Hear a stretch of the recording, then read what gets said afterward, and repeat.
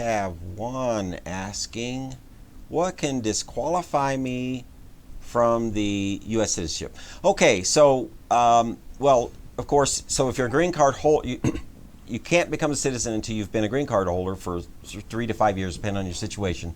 So you never go directly into citizenship. But if you're here already and you're a permanent resident, or that's your plan for the future or whatever, and you want to become a citizen, what can disqualify you is, of course, any felony conviction, it generally doesn't happen, but it could. It's in the list of things that you can be denied for. So if you've committed some kind of felony and you apply for citizenship, they can deny your citizenship. For that matter, you can be deported if you hold a green card in many cases, and it has happened where somebody's green card is revoked and they're deported. So felony convictions, although it appears they would have to be pretty serious before anything like that happens.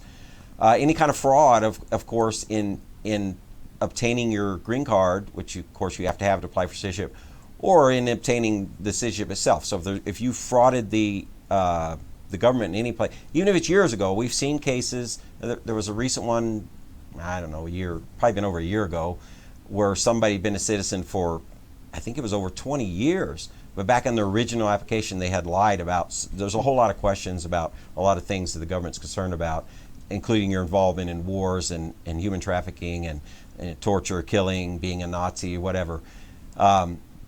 So any of those things could get you denied, but also lying about them. So they ask, there's all kind of odd questions. I mean, they seem a little odd, like, have you ever engaged in prostitution?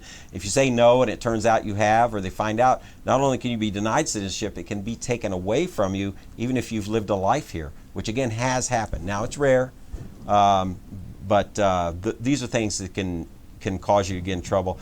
If your criminal associations, if you're a known member of some bad group, the mafia, whatever, things like that. I mean, they're looking at your character, and a character is hard to definitively define.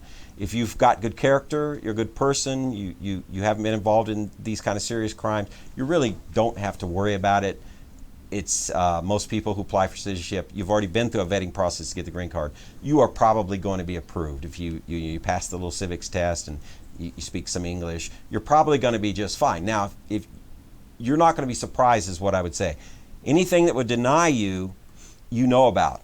That is, you've been involved in something horrific, or you've lied to get to where you're at right now. You got involved in a fake marriage to get here and get your citizenship, something like that. So you would know about it. You're not going to be surprised. If you're denied, you're not going to say, wow, I didn't know that. You're going to say, dang, they found out. So I wouldn't over worry about it. Most people are approved unless again, you've got something very bad, or you've lied to gain citizenship or gain green card, or even gain the visa that got you here. If you lied anywhere to the immigration people along the way and they discover it, yes, you may very well be denied and deported.